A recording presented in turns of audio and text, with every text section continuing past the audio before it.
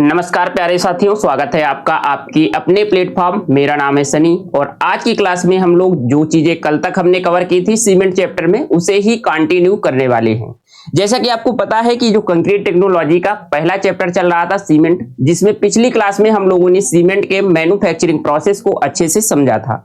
ठीक है, तो दो प्रोसेस थे हमारे, जिसमें से पहला प्रोसेस हमने ड्राई प्रोसेस समझा था, इसके बाद हमने वेट प्रोसेस समझा था। इसमें हमने डिफरेंस देखा था, दोनों का हमने फ्लो डायग्राम बना करके देखा था। ठीक है, आपका जो है यहां से क्वेश्चंस बनता है, इसमें फ्लो डायग्राम बनाने के लिए आता है, तो उसी के आगे आज हम लोग पढ़ने वाले हैं। ठीक है, तो चलिए शुरू करते हैं। थोड़ा सा अगर प्रीवियस लेक्चर का रिकैप देखें तो कल हम लोगों ने इसे अच्छे से समझा था, जिसमें हमारे पास जो सीमेंट होती है किस तरह से मैन्युफैक्चरिंग की जाती है। इसको थोड़ा सा शॉर्ट में एक बार से फिर देख लेते हैं, जिससे प्रीवियस लेक्चर को आपको रिकॉल हो जाए। ठीक है, कल हम लोगों ने जब देखा था जिसमें दोनों प्रोसेस थे, एक ड्राई प्रोसेस था, एक वेट प्रोसेस था। ठीक है, हमने कहा था अगर आपको ड्राई प्रोसेस क्लियर हो जाता है तो आप वेट प्रोसेस अच्छे से कर लेंगे। ठीक है, क्योंकि केवल उसमें से हम वाटर और ऐड करते हैं, बस आपको इतना याद रखना है कि वाटर किस स्टेज पर आके ऐड करना है। ठीक है, तो इसमें हमारे पास क्या है, सबसे पहले दो मटेरियल्स थे, जिसमें से एक था कैलकेरियस और दूसरा था आर्जिलिसियस। कैलकेरियस का मतलब जो हमारे पास चूनामय हो, जिसमें हमारे पास लाइम पाया जाता हो। ठीक है, इसके अलावा दूसरा जो मटेरियल्स था आर्जिलिसियस। जैसा कि आपको पता है कि मैंने कहा था आर्जिल का मतलब होता है क्ले, क्ले का मतलब होता है मिट्टी। ठीक है, ये दो हमने मटेरियल्स लिए थे। इनको सबसे पहले हमने क्या किया था, 25 mm के साइज में तोड़ा था। किसमें तोड़ा था, जा क्रशर में। जा क्रशर मतलब एक ये मशीन होती है जो इसे क्रश करने का काम करती है, छोटे छोटे टुकड़ों में तोड़ने का काम करती है। ठीक है, इसके बाद हमने क्या किया था, इसको पाउडर फॉर्म में कन्वर्ट करना था, जिसके लिए हमने बाल मिल या ट्यूब मिल का इस्तेमाल किया था। फिर इसके बाद हमने देखा था इसको हमने सीलो में एकत्र किया था। ठीक है, रा मिल सीलो, इसमें हमने दोनों कंपाउंड्स को एकत्र किया था, इसमें स्टोर किया था। स्टोर करने के बाद हमने इसको एक प्रोपोर्शंस में मिक्स करने के बाद इसको क्या किया था, सस्पेंशन ऑफ प्री हीटिंग किया था। प्री हीटिंग का मतलब इसे गर्म गैसों के साथ इसको गर्म किया था। क्यों? क्योंकि हमारे पास यहां पर हमने लिया था कैलकेरियस मटेरियल्स, जो जिसमें कैल्शियम कार्बोनेट था, और आपको पता है कि जब सीमेंट हमारे बनाते हैं तो उसमें हमें आवश्यकता होती है कैल्शियम ऑक्साइड की। ठीक है, अब जब कैल्शियम ऑक्साइड की आवश्यकता होगी, यहां हमने लिया कैल्शियम कार्बोनेट। यहां पर हमने क्या किया, इसकी प्री हीटिंग की। हीट करने से जो कैल्शियम कार्बोनेट था आपका वो गर्म हुआ। जब कैल्शियम कार्बोनेट आपस में गर्म हुआ तो हमने बताया था कल रिएक्शंस, जैसे ही कैल्शियम कार्बोनेट को आप गर्म करते हैं तो ये इससे CO2 गैस निकलती है। ठीक है, कैल्शियम कार्बोनेट को जैसे ही आप गर्म करेंगे तो इसमें क्या होता है, CO2 गैस निकलेगी और ये बनता क्या है, कैल्शियम ऑक्साइड। ठीक है, तो हमें जरूरत क्या इसकी थी, हमें जरूरत थी कैल्शियम ऑक्साइड की, और यहां से हमें कैल्शियम ऑक्साइड प्राप्त होता है। क्लियर है? फिर हमने क्या किया था, इसको ले गए थे रोटरी किल्न में। किल्न का मतलब क्या था, भट्ठी था। क्या था, भट्ठी था। अब इसके बाद हमने जब इसको रोटरी किल्न में ले गए, इसे हमने क्या किया था, 1400 से 1500 डिग्री सेंटीग्रेड पर गर्म किया। ठीक है, 1400 से 1500 डिग्री सेंटीग्रेड पर इसे हमने क्या किया, गर्म किया। इसके बाद हमने क्या किया, इसको जैसे ही यहां से क्लिंकर फॉर्म होते हैं। क्लिंकर क्या थी, कल हमने बताया था इस प्रोसेस को। क्लिंकर जो थी हमारे पास, ये मटेरियल्स जब मेल्ट होते हैं तो मेल्ट के बाद छोटी छोटी बाल के रूप में निकलते हैं। ठीक है, यही हमारे पास क्या थी, क्लिंकर थी। ठीक है, अब इस क्लिंकर को हम लोग क्या करते हैं, स्टोर करते हैं इस सिलो में, और स्टोर करने के बाद फिर हमने इसे कूलिंग किया था। कूलिंग करने के बाद फिर हमने इसकी फाइनल ग्राइंडिंग की थी। फाइनल ग्राइंडिंग के समय हमने इस पे जिप्सम ऐड किया था। जिप्सम क्या था, एक रिटार्टर था, मतलब अगर कहते हैं तो इसे क्या कर रहा था, इसकी रेट ऑफ सेटिंग, मतलब जो जमाव की दर है उसको कम कर रहा था, जिससे सेटिंग टाइम बढ़ रहा था। ठीक है, और इसके बाद हमने क्या किया था, इसमें जैसे ही जिप्सम ऐड किया फिर इसकी फाइनल ग्राइंडिंग की, और फाइनल ग्राइंडिंग करने के बाद हमें सीमेंट प्राप्त हुआ था। ठीक है, फिर सीमेंट की हमने पैकेजिंग की थी। पैकिंग किसमें करते हैं, 50 kg के बैग में। ठीक है, इसके बाद फिर हमने इसको क्रय के लिए, विक्रय के लिए भेज दिया। तो ये आपका पूरा प्रोसेस था। ठीक है, जो कल हम लोगों ने दोनों प्रोसेस को अच्छे से पढ़ा था, इसके फ्लो डायग्राम को अच्छे से देखा था। और आज जो हमारा टॉपिक होने वाला है, मोस्ट इंपॉर्टेंट टॉपिक है, जिसका नाम है बाग कंपाउंड। ठीक है, बाग कंपाउंड होता क्या है, पहले इसमें देखिएगा बाग कंपाउंड के बारे में आज देखेंगे, जिसमें बाग कंपाउंड जब यहां पर हमारे पास क्लिंकर बनते हैं ना, समझिएगा, यहां पर क्लिंकर जब बनते हैं तो ये जो क्लिंकर फॉर्म होते हैं इसके अंदर 4 कंपाउंड पाए जाते हैं, ठीक है, यही होती हैं बाग कंपाउंड, ठीक है। इनका काम क्या होता है, जब आप सीमेंट में पानी यानी डालते हैं ना, तब क्या होता है कि सीमेंट सेट होती है, हार्ड होती है, तो ये जो रिएक्शंस करते हैं यही बाग कंपाउंड वाटर से रिएक्शन करके सीमेंट की स्ट्रेंथ, सेटिंग, हार्डनेस आदि के लिए रिस्पॉन्सिबल होते हैं। तो इसके बाद हम लोग चारों बाग कंपाउंड देखेंगे, लेकिन बाग कंपाउंड समझने से पहले आपको जानना जरूरी है कि हाइड्रेशंस क्या होता है, हाइड्रेशंस और हीट ऑफ हाइड्रेशंस, ठीक है, क्योंकि जब मैं बाग कंपाउंड आपको पढ़ाऊंगा तो उसमें ये टर्म बार बार यूज होगा, हाइड्रेशंस, हीट ऑफ हाइड्रेशंस, तो इसके बारे में पहले देख लेते हैं, ठीक है, और इससे भी आपका 5 नंबर का क्वेश्चन बनता है। तो सबसे पहले देखते हैं कि हीट ऑफ हाइड्रेशंस क्या होता है, ठीक है। इसमें होता क्या है कि देखिएगा, जब आपके पास सीमेंट होती है, आपने क्या किया था, जैसे कोई भी सीमेंट में आप पानी मिलाएंगे, सीमेंट में डायरेक्ट तो पानी मिलाते नहीं हैं, मतलब इसके लिए जब हम मान लीजिए मोर्टार बना रहे हैं, कोई भी आप देख पा रहे होंगे मोर्टार, ठीक है, ज्यादा है क्या, ठीक है, जब आप मोर्टार बनाते हैं तो इसमें क्या क्या इस्तेमाल करते हैं, हमने शुरू में बताया था, इसमें आपको सीमेंट की आवश्यकता पड़ती है, सीमेंट के बाद जो हम एग्रीगेट मिलाते हैं इसमें फाइन एग्रीगेट मिलाते थे, ठीक है, फाइन एग्रीगेट मिलाते थे, प्लस इसमें हमने क्या कहा था, वाटर मतलब पानी। फाइन एग्रीगेट क्या थी, इसका एग्जांपल आपको पता था, सैंड, ठीक है, इसके बारे में हमने अच्छे से पहले ही डिस्कस किया था, सीमेंट हो गई। या अगर आप कंक्रीट बनाना चाह रहे थे, मान लेते हैं कि अगर आप कंक्रीट बनाना था तो कंक्रीट में हमने क्या किया था, कंक्रीट जब आप बना रहे थे कंक्रीट, तो आपने कंक्रीट में भी क्या ऐड किया था, सीमेंट ऐड किया था कि नहीं किया था ना। इसके बाद आपने देखा था कि इसमें हमारे पास एग्रीगेट मिलाए गए थे, जिसमें दोनों एग्रीगेट थे, एक फाइन एग्रीगेट मतलब जो महीन वाले मिलावे थे, ठीक है, इसके बाद आपने क्या किया था, कोर्स एग्रीगेट मिलाया था, ठीक है, कोर्स एग्रीगेट मतलब मोटे वाले मिलावे, ठीक है, इसके बाद आपने क्या किया था, इसको हमने वाटर मिलाया था, पानी मिलाया था। मतलब आपने देखा कि जब हम लोग क्या करते हैं, इसमें पानी ऐड करते हैं तो इसके अंदर जो होती है रिएक्शंस होती हैं, और वो रिएक्शंस कौन करते हैं, बाग कंपाउंड जल से रिएक्शंस करते हैं और हीट प्रोड्यूस करते हैं, ठीक है। तो यही हमारे पास इसमें समझना है कि पहला प्रोसेस क्या है, हाइड्रेशंस क्या है और हीट ऑफ हाइड्रेशंस क्या है, क्योंकि ये समझना जरूरी है, तभी आपको बाग कंपाउंड समझ में आएगा। क्लियर है, चलिए देखिए, अब क्या हुआ कि जैसे ही आपने इसमें पानी ऐड किया, जैसे ही आपने क्या किया, इस पर पानी मिलाया, तो यहां पर होती है रिएक्शंस। अभी रिएक्शंस कौन करता है, बाग कंपाउंड। अभी बाग कंपाउंड के बारे में पढ़ेंगे, कैसे रिएक्शंस होती है, कौन पहले रिएक्शंस करता है, ठीक है। लेकिन पहले अभी इतना समझिएगा कि हीट ऑफ जब जनरेट होती है, इस प्रोसेस को बोलते हैं हाइड्रेशंस। हाइड्रेशन का मतलब होता है जल योजन, ठीक है। इसमें क्या हुआ, जल योजन का मतलब जैसे ही इसमें जल मिला, योजन का मतलब सामने से उसमें ऐड हुआ, तो इसमें क्या हुई, हीट जो प्रोड्यूस हुई, इस प्रोसेस को बोलते हैं हाइड्रेशंस, और जो ये हीट निकलती है इसको बोलते हैं हीट ऑफ हाइड्रेशन, ठीक है। मतलब जो हीट प्रोड्यूस हुई वो हीट ऑफ हाइड्रेशंस, और जो ये रिएक्शंस हुई इसे बोलते हैं हाइड्रेशंस। अब इससे होता क्या है, जैसे आपने देखा कि ये रिएक्शंस हुई, ठीक है, अगले स्लाइड पे देखते हैं। हमने क्या देखा, हमने देखा कि जो हीट ऑफ हाइड्रेशन हुआ, पहले देखिए हाइड्रेशन, ठीक है, हाइड्रेशन क्या था, ये प्रोसेस था, जैसे ही आपने क्या किया, इसमें पानी ऐड किया, तो जो हीट प्रोड्यूस हुई, ये पूरा प्रोसेस ये था, ये हाइड्रेशन था, और हीट ऑफ हाइड्रेशन जो हीट निकली वो हमारे पास प्रोसेस क्या था, हाइड्रेशन, और ये हमारे पास हीट ऑफ हाइड्रेशन, ठीक है। अब देखिएगा, जैसे ही आपको हीट ऑफ हाइड्रेशन कब निकलती है, आप देखते हैं जब हीट निकलती है तभी ये सीमेंट क्या होता है, हार्ड होता है, सेट होता है, इसकी स्ट्रेंथ बढ़ती है, ठीक है। अब देखिए क्या, हीट ऑफ हाइड्रेशन जैसे ही आपका टेम्परेचर बढ़ेगा, आपने अप्लाई किया, जब अप्लाई करेंगे तो देखेंगे थोड़ी देर बाद सीमेंट सेट होता है। हमने दोनों चीजें कल भी बताई थी कि सेटिंग क्या होता है, 2 टर्म आएंगे, अच्छे से समझिएगा, 2 टर्म आते हैं, एक होता है setting of cement, setting of cement, और दूसरा टर्म होता है हार्डनिंग ऑफ सीमेंट, ठीक है,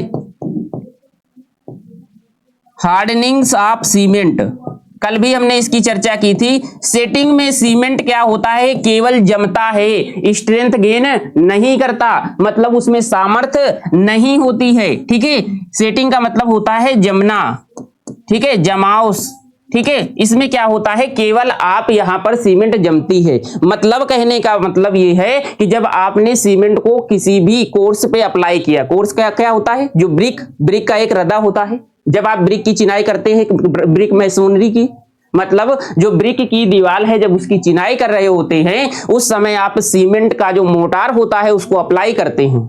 करने के बाद आप देखते हैं 2 से 5-6 घंटे बाद कि आप उसको वहां से उठा करके दूसरी जगह अप्लाई करेंगे तो उस समय क्या करेगा, वो अच्छे से रिएक्ट नहीं करेगा, उतनी स्ट्रेंथ नहीं दे पाएगा। तो जैसे ही इसकी वर्कबिलिटी कम होती है, कुल मिला के प्लास्टिसिटी, हमने कहा था प्लास्टिसिटी भी क्या थी, एक स्थान से जब आपने दूसरे स्थान पर रिप्लेस किया तो वो स्ट्रेंथ नहीं देगी। मतलब जमाव काल क्या था, सेटिंग टाइम वही था जिसमें हमारे पास इसकी स्ट्रेंथ तो नहीं आती है, बट ये हमारे पास इसको आप दूसरी जगह प्लेस करके इसे उतनी स्ट्रेंथ नहीं गेन कर सकते। हार्डनिंग का मतलब क्या हुआ, हार्डनिंग का मतलब होता है इसमें स्ट्रेंथ का डेवलप होना, स्ट्रेंथ गेन करना। ठीक है, ये 2 टर्म थे, कल भी हमने बताया था।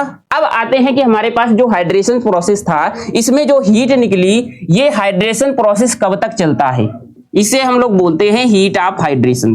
अच्छा, जितना हाइड्रेशन होगा तभी, अगर हाइड्रेशन प्रोसेस अगर नहीं होगा ना, पहले समझिएगा, अगर हाइड्रेशन होता क्यों है, हाइड्रेशन अगर नहीं होगा तो सीमेंट सेट ही नहीं होगी, और सीमेंट सेट नहीं होगी फिर इसके बाद ना हार्ड होगी ना इसको स्ट्रेंथ मिलेगी, तो इसकी मतलब इसको यूज करने की कोई आवश्यकता ही नहीं हुई जब इसने कोई काम ही नहीं किया। तो ये जो हमारे पास हाइड्रेशन का प्रोसेस चलता है, ये कब तक चलता है, तो ये हाइड्रेशन का प्रोसेस जो होता है ये हमारे पास लगभग 1 साल तक चलता रहता है। लेकिन इसमें जो मैक्सिमम हाइड्रेशन होता है ना, शुरुआत के 7 दिनों में हो जाता है। कितने दिन में, शुरू के 7 डे में मैक्सिमम हाइड्रेशन हो जाता है। मतलब अधिक से अधिक आप देखते होंगे जब आप कंक्रीट को अप्लाई करते हैं या मोटार को अप्लाई करते हैं तो 7 दिन में वो काफी स्ट्रेंथ गेन कर लेता है। लेकिन जब ये हाइड्रेशन होता है तो इसको समय समय पर पानी की रिक्वायरमेंट होती है। इस वजह से हम लोग क्या करते हैं, जो हमारे पास नई कंक्रीटिंग होती है उसमें डेली हम उसकी तराई करते हैं, क्यूरिंग करते हैं। क्यूरिंग क्यों करते हैं, क्यूरिंग का मतलब है कि इसको हाइड्रेशन के लिए पानी की जरूरत होती है, और पानी ये जब हाइड्रेशन में यूज करता है तो ये कंक्रीट के अंदर जो पानी हमने मिलाया था पहले, इसको मिक्स करने में इसका इस्तेमाल ये कर चुका होता है। अब इसको और पानी की आवश्यकता होती है, तो यहां पर हम लोग इसे ऊपर से पानी अप्लाई करते हैं, जिसे हम लोग कहते हैं क्यूरिंग। क्यूरिंग का मतलब तराई करना। ठीक है, अब हमने कहा कि मैक्सिमम इसमें जो हमारे पास 7 डे तक क्या चलता है, हाइड्रेशन चलता है। मैक्सिमम हाइड्रेशन कितना होता है, लगभग 67%। ये वैल्यू अभी आपके लिए याद करने की आवश्यकता नहीं है, लेकिन अगर आप AEJ में देखेंगे तो आपसे ये पूछा जाएगा। ठीक है, अब हमने कहा कि इसका लगभग मैक्सिमम हाइड्रेशन हमने देखा कि 7 दिन में हो गया। लेकिन अगर 28 दिन की बात करें तो ये 28 दिन में अपना 99% हाइड्रेशन कंप्लीट कर चुका होता है। मतलब जब हमने सीमेंट इसको अप्लाई किया था तो 28 दिन में लगभग 99% स्ट्रेंथ इसको मिल जाती है, इसकी मतलब ताकत 99% मिल जाती है। फिर बचा हुआ 1% जो ताकत है ये तो वर्षों तक चलती रहती है, कई महीनों तक चलती रहती है। इसी वजह से हम लोग मान लेते हैं कि 28 दिन में हमारे पास पूर्ण हाइड्रेशन प्रोसेस होता है, मतलब जलयोजन होता है, और सीमेंट 28 दिन में अपनी पूर्ण स्ट्रेंथ को गेन कर लेती है। ठीक है, तो ये हमारे पास प्रोसेस था। अच्छा, अब ये बताइए, ये जो हमारे पास मान लीजिए टेम्परेचर अधिक है, अब हीट ऑफ हाइड्रेशन में कैसे इफेक्ट होगा, इधर साइड में देखिएगा। ठीक है, ये केवल समझना है, अभी लिखना नहीं है। लिखना क्या है अभी हम बताएंगे। ठीक है, हमने देखा कि अगर आपका टेम्परेचर अधिक होगा, टेम्परेचर अगर अधिक होगा तो ये जो हमने इसमें वाटर मिलाया है इससे जल्दी जल्दी रिएक्ट करेगा, तो इसमें हीट हमारे पास जल्दी जल्दी प्रोड्यूस होगी। मतलब हीट ऑफ हाइड्रेशन जो होगा वो तेजी से होगा कि नहीं होगा, होगा ना। जब तेजी से होगा तो उससे गैसेस भी तेजी से निकलेंगी।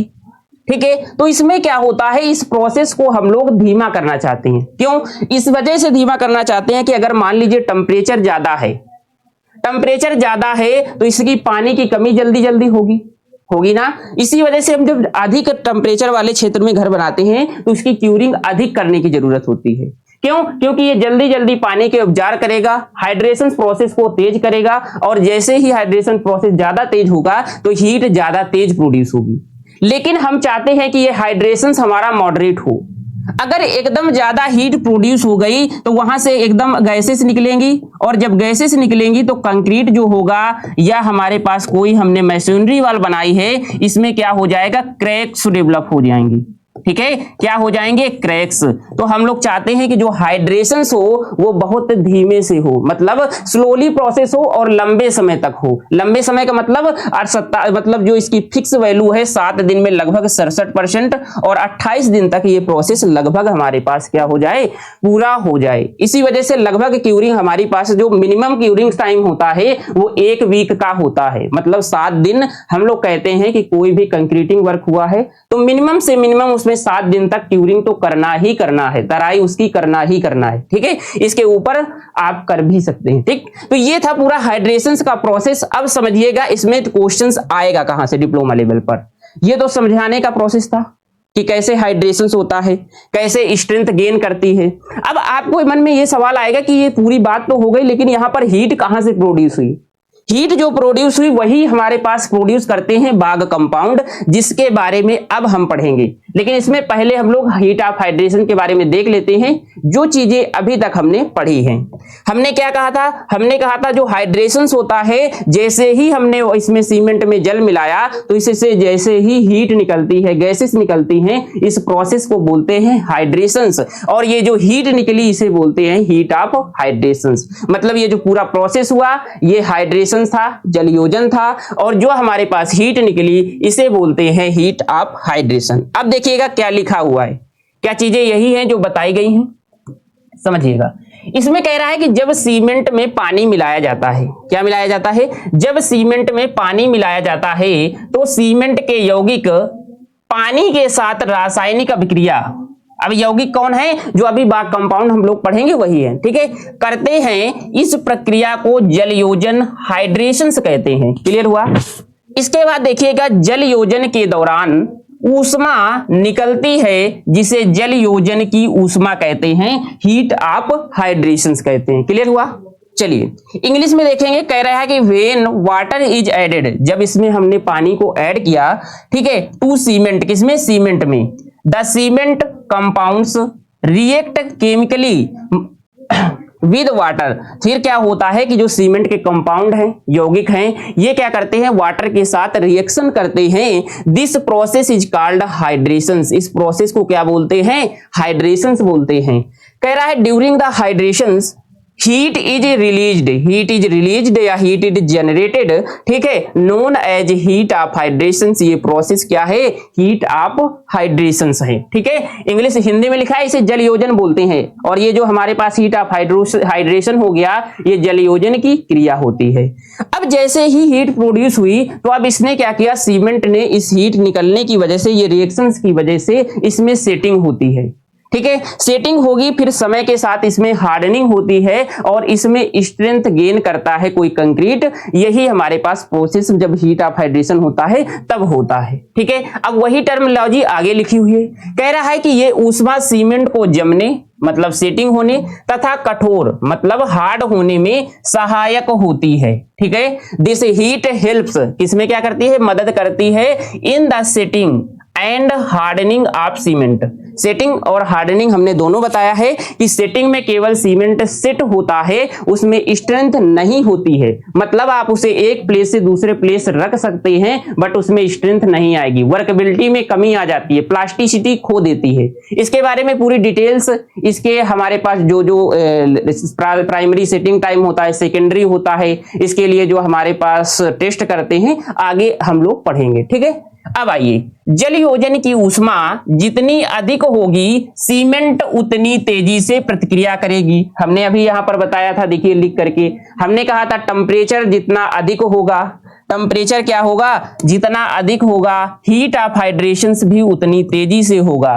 ठीक है, तो हमारे पास क्या होगा, हम लोग चाहते नहीं है कि हीट ऑफ हाइड्रेशन तेजी हो, मॉडरेटली हो, स्लो हो, जिससे कंक्रीट अच्छे से स्ट्रेंथ गेन कर पाए। अगर हीट ऑफ हाइड्रेशन का जो प्रोसेस है वो तेजी से होगा तो इससे हीट भी बहुत तेज के साथ जनरेट होगी, जिससे कंक्रीट में क्रैक्स डेवलप हो जाएंगे। ठीक है, तो बस वही चीजें लिखी हैं।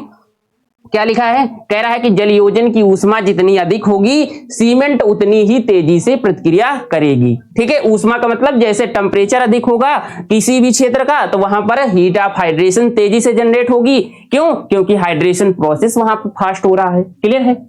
Higher heat of hydrations in indicates a faster rate of reactions. ठीक है, यहां पर रिएक्शंस तेजी से होगी क्योंकि टेम्परेचर भी अधिक है। ठीक है, आगे बढ़िए।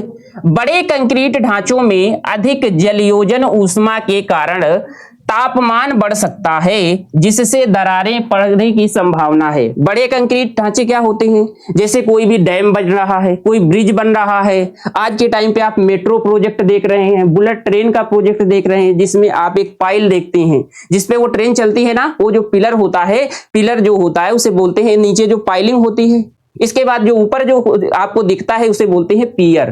ठीक है, तो यहां पर ये जो बड़े बड़े स्ट्रक्चर्स होते हैं इसमें हम लोग चाहते हैं कि हीट ऑफ हाइड्रेशन क्या हो, स्लो होगी तो अच्छे से हाइड्रेशन प्रोसेस होगा, जिससे स्ट्रेंथ भी हमारे पास अच्छे से गेन करेगा कंक्रीट और क्रैक्स डेवलप नहीं होंगी। आगे है एक्सटेंसिव हीट ऑफ हाइड्रेशन, मतलब अधिक मात्रा में जो हीट का ऑफ हाइड्रेशन हुआ में काज क्रैकिंग, किसका रीजन कारण बनता है? क्रैकिंग्स का। ठीक है, इन मास कंक्रीटिंग स्ट्रक्चर, मास कंक्रीटिंग का मतलब होता है बड़े प्रोजेक्ट। ठीक है, बड़े स्ट्रक्चर जो हुए। ठीक है, तो ये तो प्रोसेस था हमारे पास हीट ऑफ हाइड्रेशन। अब मेन जो आता है हमारे पास बाग कंपाउंड। ठीक है, इनका नाम ही है बाग कंपाउंड। बाग का मतलब जितनी रिस्पॉन्सिबिलिटी है सीमेंट के अंदर स्ट्रेंथ गेन करने की, सेटिंग कराने की, इसको हार्डनेस देने की, वो सब इन्हीं के अंतर्गत होती है। ठीक है, अब इन बाग कंपाउंड को अच्छे से पहले समझिएगा। ये बाग कंपाउंड मिले कहां पर थे? हमने कल सीमेंट का पूरा प्रोसेस मैन्युफैक्चरिंग पढ़ा था। जब आप यहां से दोनों मटेरियल्स लेकर आए थे, बाल मिल में क्रश किए थे, क्रश करने के बाद इसको स्टोर किए थे, एक हमारे पास करेक्ट प्रोपोर्शंस में मिलाने के बाद प्री हीटिंग किए थे। प्री हीटिंग से हमारे पास जो कैल्शियम कार्बोनेट था वो कैल्शियम ऑक्साइड में कन्वर्ट हुआ था, क्योंकि हमने इसको हीट किया था, इससे CO2 बाहर निकली थी। निकलने के बाद यहां पर बना था कैल्शियम ऑक्साइड। इसको हमने रोटरी किल में गर्म किया तो यहां पर क्लिंकर बने थे। अब ये जो क्लिंकर का फॉर्मेशन हुआ था, यही क्लिंकर के अंदर होते हैं बाग कंपाउंड। अब जब इसको क्लिंकर को पीसते हैं तो ये बाग कंपाउंड इसके अंदर होते हैं। ठीक है, अब देखिए हर एक चीज मैं यहां पर लिख के बताऊंगा, फिर इसके बाद हम लोग इसको देखेंगे कि यह क्या लिखा हुआ है। ठीक है, चलिए आइए। ठीक है, देखिए क्वेश्चन ऐसे बनेगा, बाग कंपाउंड और इसका सिग्निफिकेंट, मतलब इसका क्या महत्व है, या इसे बाग कंपाउंड कौन कौन से होते हैं, इनका क्या कार्य होता है। तो आपके पास 4 बाग कंपाउंड होते हैं। जिस क्रम में बता रहे हैं इसी क्रम में यहां पर याद रखिएगा कौन कौन से होते हैं। इसमें हमारे पास 4 बाग कंपाउंड पाए जाते हैं। पहले हेडिंग डालते हैं बाग कंपाउंड, इसको हिंदी में भी बाग ही बोलते हैं। ठीक है,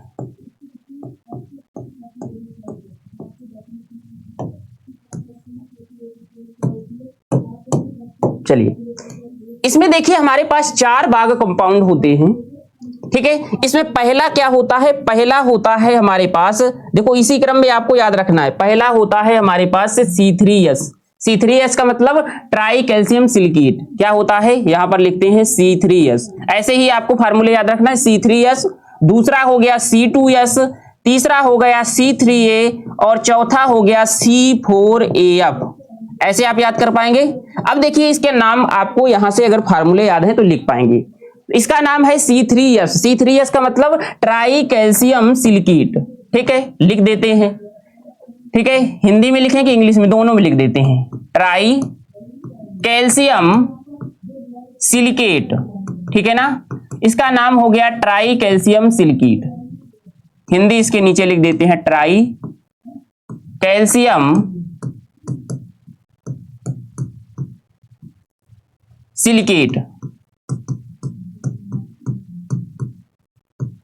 ठीक है, दूसरा हमारे पास है C2S, मतलब यहां पर 3 था कैल्शियम, यहां पर हमारे पास 2, इसका ये शॉर्ट फॉर्म होता है जो C2S लिखा है। इसका फार्मूला आपको याद करने की आवश्यकता नहीं है, कहेंगे तो मैं फार्मूला लिखा दूंगा, ठीक है। लेकिन मैं बताऊं यहां पर जैसे आपने देखा दो का मतलब क्या हो गया, डाई, तो इसका नाम हो गया die calcium silicate, die calcium silicate, ठीक है ना।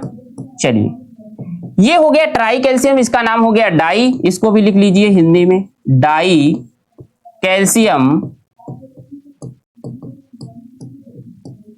सिलिकेट, ठीक है। इसके बाद आगे आइए जिसमें हमारे पास है ट्राई, ये 3 लिखा हुआ है तो फिर हो गया ट्राई, ठीक है, क्या हो गया, ट्राई हो गया। अब यहां पर C लिखा है कैल्शियम हो जाएगा, ट्राई कैल्शियम, और A का मतलब होता है एल्यूमिनेट, ठीक है, एल्यूमिनेट, ठीक है। इसके बाद इसमें भी लिख लीजिएगा हिंदी में ट्राई कैल्शियम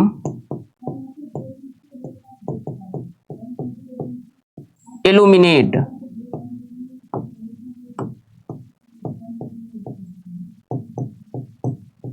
इसके बाद आप देख रहे हैं ये लिखा है C4AF, C4AF का मतलब होता है, 4 का मतलब क्या होता है, टेट्रा, टेट्रा का मतलब 4, तो ये हो गया टेट्रा, ठीक है। कैल्शियम, C का मतलब कैल्शियम, ठीक है। A का मतलब हो गया एल्यूमिनो, एल्यूमिनो, अब F का मतलब होता है एल्यूमिनो फेराइट, क्या होता है, फेराइट, ठीक है। इसमें लिख सकते हैं टेट्रा कैल्शियम एल्यूमिनो फेराइट, ठीक है ना। अगर इसकी परसेंटेज की ऐसे टेबल फॉर्म में आपको याद रखना है, बाकी यही चीजें लिखना है, ठीक है। लिखेंगे कैसे, अभी पहले इसके प्रोसेस को समझेंगे तब लिखेंगे। इसका परसेंटेज की अगर बात करें तो इसका परसेंटेज जो होता है 25 से 50 होता है, इसका आप देखेंगे तो 25 से 40% होता है, इसका होता है 9 से 12% और इसका होता है 8 से 9%। लेकिन ये परसेंटेज आपको अभी डिप्लोमा लेवल पर याद करने की आवश्यकता नहीं है, आप लिखना चाहें तो लिख सकते हैं। इसका हो जाएगा 25 से 40%, सॉरी 25 से 50%, इसका 25 से 40% और इसका हमारे पास होता है 9 से 12% और इसका होता है 8 से 9%। अब याद क्या रखना है, देखो इसका जो हमारे पास एक दूसरा नाम होता है, जैसे सबका नाम होते हैं 2, एक होता है जो डॉक्यूमेंट में होता है, एक होता है जो घरेलू नाम होता है ना, होता है ना। ऐसे ही इसका भी एक दूसरा नाम होता है जिसका नाम आपको ऐसे याद रखना है, कैसे, इसका नाम है, पहले कंपाउंड कौन था, इसका A से याद रखेंगे, इसको B से याद रखेंगे, इसको C से याद रखेंगे, इसको F से याद रखेंगे, ABCD हो गई ना पूरी। तो इसका नाम होता है जो ट्राई कैल्शियम सिलिकेट होता है, इसका नाम होता है एलाइट, क्या नाम हुआ, A से जो इसका नाम होता है, ऐसे ही तभी मैंने कहा है कि टेबल ऐसे ही याद रखना है आपको। इसका जो नाम होता है एलाइट होता है, ठीक है, एलाइट। बी से इसका दूसरे वाला जो है डाई कैल्शियम सिलिकेट, इसका दूसरा नाम होता है बेलाइट, क्या होता है, बेलाइट, ठीक है। इसके बाद जो हमारे पास सी लिखा हुआ है, इसको हिंदी में लिख देते हैं बेलाइट। इसके बाद आप देख पा रहे होंगे ट्राई कैल्शियम एल्यूमिनेट, इसका नाम होता है सी से सेलाइट, क्या नाम होता है, सेलाइट।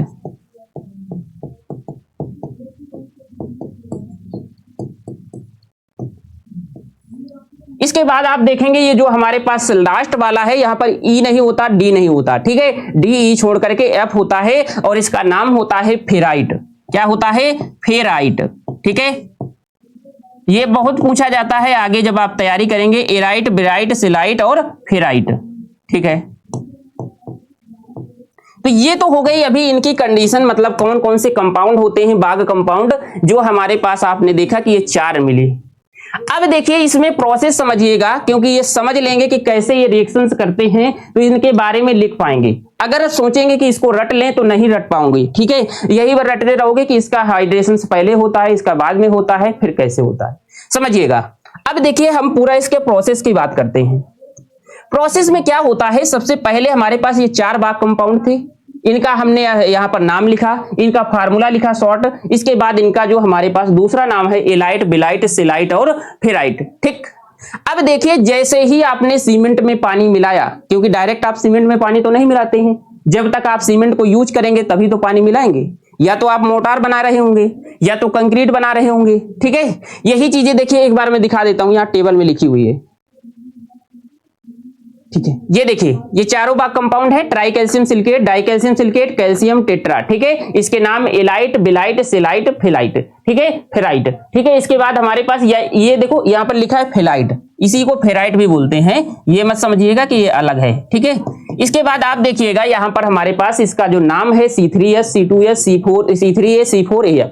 अब समझिएगा इसके प्रोसेस को, अगली स्लाइड ऐड करते हैं, प्रोसेस को बहुत अच्छे से समझिएगा। ये चारों हमारे पास भाग कंपाउंड थे, पहला हमारे पास था C3A, दूसरा था हमारे पास C3S था, दूसरा था C2S था, तीसरा था C3A था और चौथा था हमारे पास C4AF। अब इसको बहुत कहानी की तरह समझना है कि जैसे ही हमने पानी इस पर मिलाया, समझिएगा बिल्कुल ध्यान से, जैसे ही हमने पानी मिलाया तो सबसे पहले रिएक्शंस करना कौन शुरू करता है। देखो होता क्या है कि जैसे आपने देखा होगा कुछ पर्सन्स ऐसे होते हैं, या आपके कुछ दोस्त ऐसे होंगे, या क्लासरूम में कुछ ऐसे दोस्त होते हैं कि थोड़ा सा भी कुछ होता है तो सबसे पहली प्रॉब्लम्स उन्हीं को होती है ना। तो ऐसे ही हमारे पास जब सबसे पहली प्रॉब्लम्स होती है उन दोस्तों को, ऐसे ही इन चार दोस्तों में ये दोस्त ऐसा ही है। जैसे ही पानी मिला इसको, सबसे पहला इसने उछलना शुरू किया, उछलना कूदना, इसको धक्का मार रहा है, इसको धक्का मार रहा है। सबसे पहले कौन? ये तीसरे नंबर वाला, क्या? Try calcium aluminate. ठीक है, इसने क्या किया, सबसे पहले रिएक्शंस करना इसने शुरू किया, और जैसे ही इसको पानी मिला ये उछलने लगा, इसको धक्का मारा, इसको धक्का मारा। इसने देखा इसका पड़ोसी कि ये भाई उछल रहा है, इसको कुछ मिल गया क्या, इसने सोचा हमको उछलते हैं, हम भी खुशी मनाते हैं। तो ये दोनों क्या करते हैं, सबसे पहले यहां पर उछलना शुरू करते हैं, मतलब सबसे पहले रिएक्शंस करते हैं किससे? वाटर से। और सबसे पहले रिएक्शंस अगर करेंगे तो सबसे ज्यादा हीट भी यही प्रोड्यूस करेंगे। ठीक है, हीट भी यहां पर सबसे पहले प्रोड्यूस करेंगे। तो ये आपने देखा सबसे पहले कौन उछला, ये C3A। इसके थोड़ी देर बाद जस्ट ये उछलने लगा, मतलब इसने भी रिएक्शंस करना शुरू कर दिया। ये दोनों लोग जो थे ऊपर वाले, ये बड़े गंभीर प्रवृत्ति के थे, इनसे अभी कोई मतलब नहीं है, अगल बगल क्या हो रहा है क्या नहीं हो रहा है कोई मतलब नहीं, शांत ऐसे ही पड़े हुए हैं। ठीक, हमने क्या देखा, जब इसने क्या किया, रिएक्शंस करना शुरू किया, तो शुरू के जो 24 घंटे होते हैं, 24 घंटे मतलब जब आपने इसमें पानी मिलाया था, शुरुआत के जो 24 घंटे जो होता है यही हमारे पास रिएक्शंस करता है, और रिएक्शंस करेगा तो यही हीट को भी प्रोड्यूस करेगा। इसके जैसे ही इसने हमारे पास रिएक्शंस करना शुरू किया था, इसने देखा कि ये रिएक्शंस कर रहा है, इसने भी तुरंत यहां पर रिएक्शंस करना शुरू कर दिया। तो अगर शुरुआत के 24 आवर ये भी हमारे पास क्या करता है, रिएक्शंस करता है। इन दोनों के बारे में समझ में आ गया। अब जैसे ही इसने शुरू के 24 घंटे इसने रिएक्शंस किया, मतलब इसके हीट प्रोड्यूस किया, तो इनका जो रिस्पॉन्सिबिलिटी होती है, तो ये हमारे पास आपको पता होगा कि सबसे पहले सीमेंट में क्या आती है, सबसे पहले सीमेंट सेट होती है, सेट होने के बाद ही हार्ड होती है। तो आपसे ये जो किसके लिए जिम्मेदार हो गया, इनिशियल सेटिंग, या हमारे पास केवल फ्लैश सेटिंग बोल सकते हैं, या इनिशियल सेटिंग कह सकते हैं, इनिशियल, या इसे ही बोल सकते हैं फ्लैश। फ्लैश का मतलब जो तुरंत सेटिंग। ठीक है, सेटिंग का मतलब क्या होता है, इसे हम लोग बोलते हैं जमाव, हिंदी में भी लिख देते हैं प्रारंभिक जमाव। ठीक है, क्लियर हुआ। इसने क्या किया, सबसे पहले हमारे पास रिएक्शंस किया, सबसे पहले हीट प्रोड्यूस किया, और हीट ऑफ हाइड्रेशन भी इसी का सबसे पहले हुआ। टर्मिनोलॉजी तो आप समझ पा रहे होंगे जो मैं बोल रहा हूं। हीट ऑफ हाइड्रेशन का मतलब इसने रिएक्शंस किया, जो हीट इसने प्रोड्यूस किया वो हीट ऑफ हाइड्रेशन, जो सबसे पहले रिएक्शंस किया वो हुआ हमारे पास हाइड्रेशन।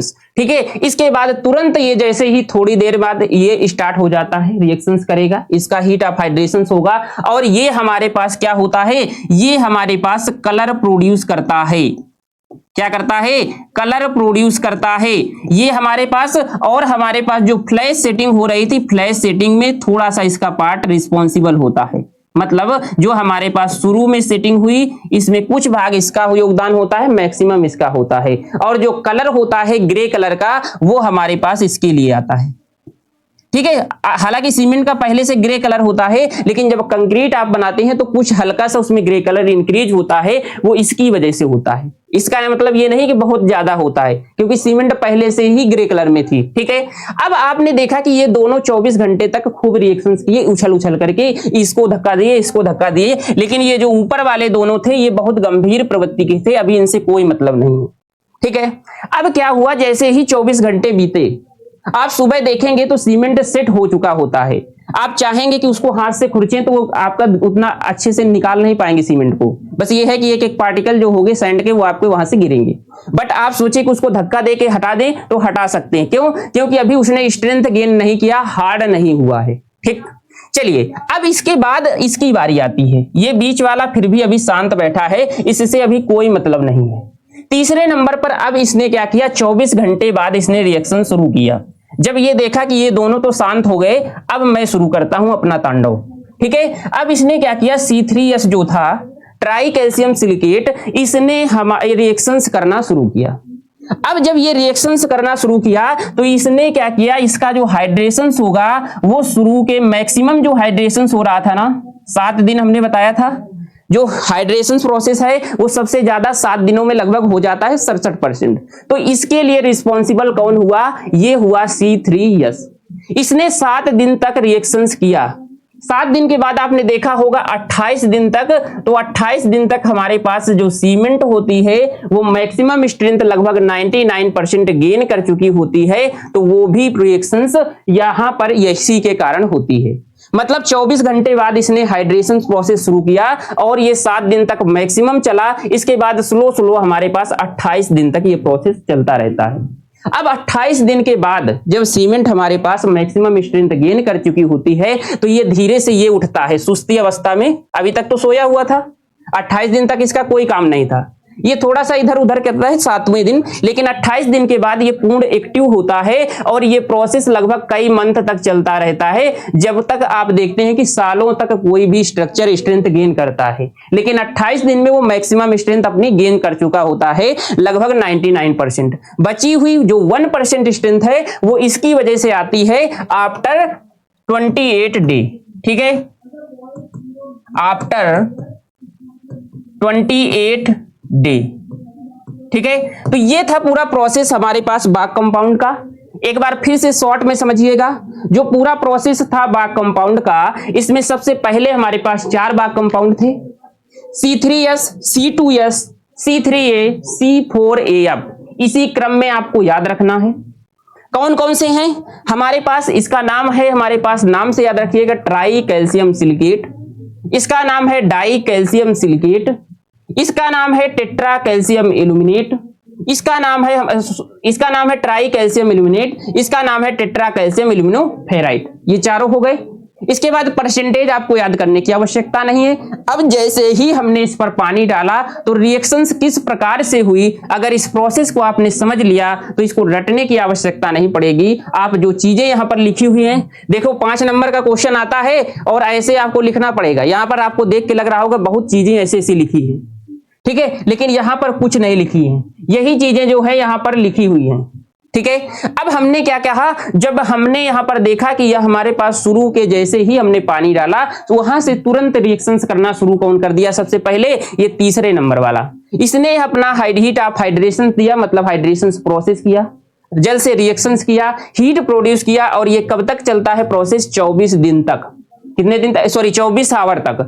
और 24 आवर में जो हमारे पास इनिशियल उसकी सेटिंग होती है, इस प्रारंभिक जमाव होता है, ये देता है। इसके बाद जैसे ही इसने शुरू किया अपना तांडव, उसके तुरंत जस्ट बाद, थोड़ी ही देर बाद, इसी के साथ साथ लगभग ये भी शुरू कर देता है। और ये किसके लिए होता है, इसमें कुछ पार्ट होता है फ्लैश सेटिंग के लिए, और इसके बाद मेन जो होता है वो इसकी कलर के लिए जिम्मेदार होता है। इसके बाद जब आपका पूरा 24 घंटे बाद यहां पर ये सुबह उठता है सो करके, C3S, अब इसने क्या किया, रिएक्शंस करना शुरू किया, और 7 से लेकर के 28 दिन, ठीक है, जिसे हम लोग कह सकते हैं अब यहां पर सीमेंट 24 घंटे के बाद स्ट्रेंथ गेन कर रहा है, मतलब अब हार्ड हो रहा है। तो इनिशियल स्ट्रेंथ किसके लिए हुई, मतलब प्रारंभिक इनिशियल, याद रखना ये किसके लिए रिस्पॉन्सिबल है, इसका काम क्या है, इनिशियल स्ट्रेंथ क्या है, इनिशियल स्ट्रेंथ, मतलब प्रारंभिक जो हमारे पास सामर्थ्य होती है वो इसी की वजह से आती है। क्लियर है, ठीक है। इसके बाद अगर आप देखेंगे यहां पर 28 दिन के बाद जब आप प्रोसेस देखेंगे तो ये उठता है, कौन, दूसरे नंबर वाला C2S डाई कैल्शियम सिलिकेट, और 28 दिन के बाद जो स्ट्रेंथ मिलती है वो इसके लिए रिस्पॉन्सिबल है। मैक्सिमम स्ट्रेंथ यहां पर मिल चुकी है इनिशियल प्रारंभिक, लेकिन जो बाद वाली स्ट्रेंथ हो गई इसको क्या मैं बाद की स्ट्रेंथ बोल सकता हूं, मतलब इसे बाद का मतलब होता है अल्टीमेट, अल्टीमेट का मतलब बाद में। ठीक है, तो यहां पर जो हमारे पास इनिशियल स्ट्रेंथ तो ये हो गई, या तो आप कह दीजिए फाइनल स्ट्रेंथ, मतलब जो सबसे बाद में मिली, ये रिस्पॉन्सिबल हो गया, ये जिम्मेदार हो गया फाइनल स्ट्रेंथ, मतलब या इसे ही कहते हैं अल्टीमेट स्ट्रेंथ। अल्टीमेट का मतलब होता है मैक्सिमम। ठीक है, हिंदी में क्या बोल देंगे, स्ट्रेंथ, अंतिम सामर्थ्य कह सकते हैं इसको, क्या बोल देंगे, अंतिम सामर्थ्य। ठीक है, मतलब जो लास्ट तक आपको स्ट्रेंथ मिली, ताकत मिली सीमेंट को, कंक्रीट को, तो ये इसकी वजह से हो गया। प्रोसेस हो गया ना, समझ में आ गया पूरा। अब इसको रटने की आवश्यकता तो नहीं, ये टेबल अगर आपको पता है तो बस यही चीजें आपके पास लिखी है।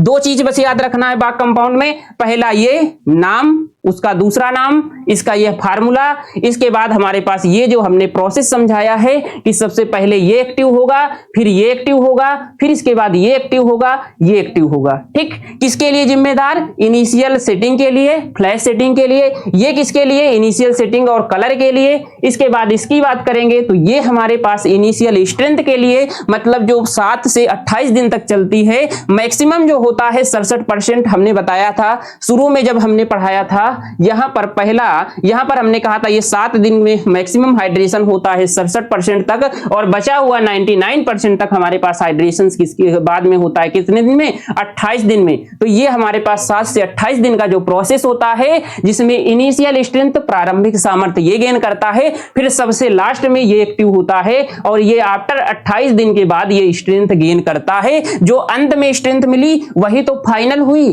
फाइनल का मतलब अंतिम रूप से जो उसको स्ट्रेंथ मिली, तो ये लास्ट में सबसे उठा था, तो यही अंतिम स्ट्रेंथ के लिए जिम्मेदार होगा। क्लियर है, चलिए, तो ये तो हमारे पास टेबल आपको पता होनी चाहिए, बनाना आना चाहिए। लेकिन अब इससे हमारे पास जो क्वेश्चंस बनेगा उसमें लिखना कैसे है।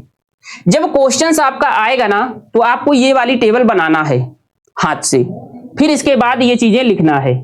ये वाली मत बनाइए, ये तो मैं समझाने के पर्पज से बनाया हूं, लेकिन ये वाली आपको बनाना होगा। इसको बनाने से मिलेगा क्या, मिलेंगे अच्छे नंबर, चाहिए क्या, अच्छा नंबर, नॉलेज, नॉलेज मिल ही रहा है। ठीक है, तो यहां पर हमारे पास ये हो गया। ठीक है, इसके बाद आप देख पा रहे होंगे इसका जो दूसरा नाम है वो कुछ यहां से है।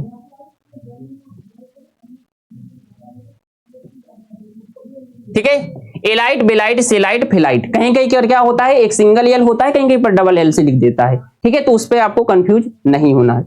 अब देखिए इसी के बारे में हमारे पास 1 by 1 लिखना है। ये बाग कंपाउंड कहां मिले थे हमको, जैसे ही हमने क्लिंकर बना था उसी क्लिंकर के अंदर ये बाग कंपाउंड थी।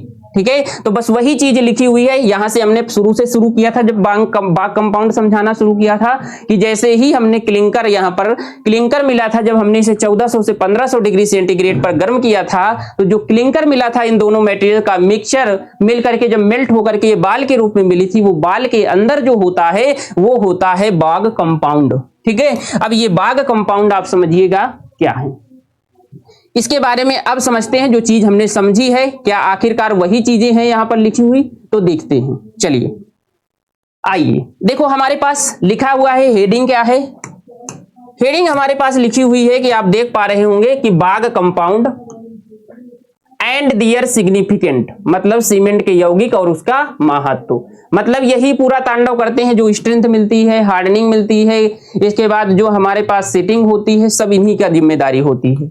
ठीक है, चलिए अब देखिए जो समझा है हमने क्या वही लिखा है। कह रहा है कि सीमेंट के दौरान, मतलब सीमेंट निर्माण के दौरान कैलकेरियस मटेरियल, कैलकेरियस का मतलब जो चूनामय था, ठीक है, मटेरियल्स और आर्जिलिशियस, आर्जिल का मतलब क्या था, क्ले था, मिट्टी था, आर्जिलिशियस मटेरियल्स को मिलाकर जब रोटरी किल्न में, किल्न का मतलब भट्ठी में लगभग 1400 से 1500 था, लगभग 1400 तापमान पर, डिग्री सेंटीग्रेड तापमान पर गर्म किया जाता है। तो इस प्रक्रिया में बनने वाले क्लिंकर क्या थे आपको पता होगा। क्लिंकर के अंदर कुछ प्रमुख रासायनिक यौगिक उपस्थित होते हैं, ये जिन्हें हम लोग क्या कहते हैं, बाग कंपाउंड कहते हैं।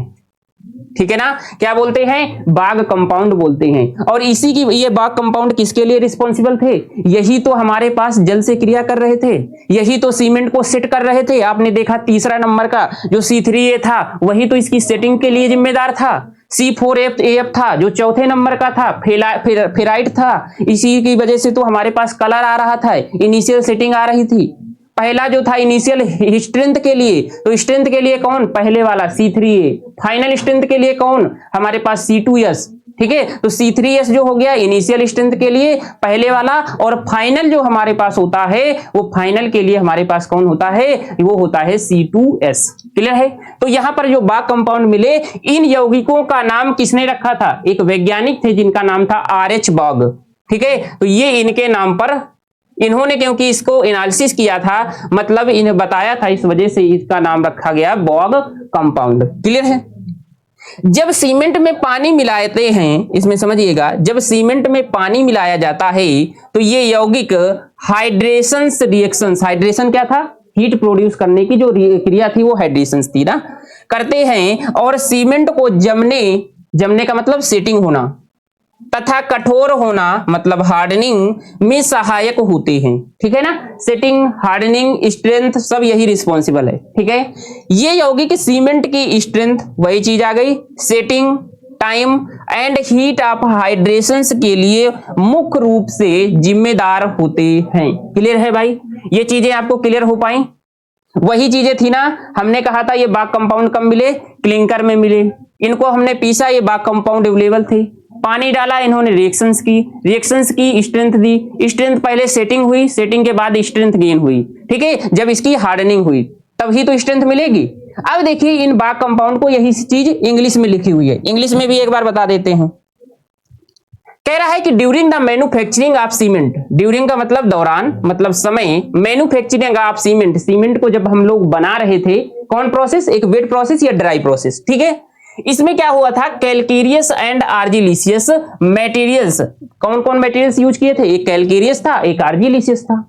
Heated in rotary kiln, rotary का मतलब जो रोटरी भट्टी थी, रोटरी किल्न थी, उसमें हमने कितने टेम्परेचर पर, 1400 डिग्री, 1400 से 1500 डिग्री पर हमने इसको क्या किया था, गर्म किया था। ठीक है, द क्लिंकर प्रोड्यूस, जो क्लिंकर हमारा पास बन करके आया था, जो बॉल बन करके आई थी कैलकेरियस और आर्जिलिशियस मटेरियल मेल्ट होने के बाद, वो था clinker. In this process contains some major chemical compound, जिसमें हमारे पास कुछ मेजर केमिकल कंपाउंड होते हैं, मतलब अधिक मात्रा में होते हैं, जिन्हें हम लोग क्या कहते हैं, बाग कंपाउंड बोलते हैं। क्लियर है।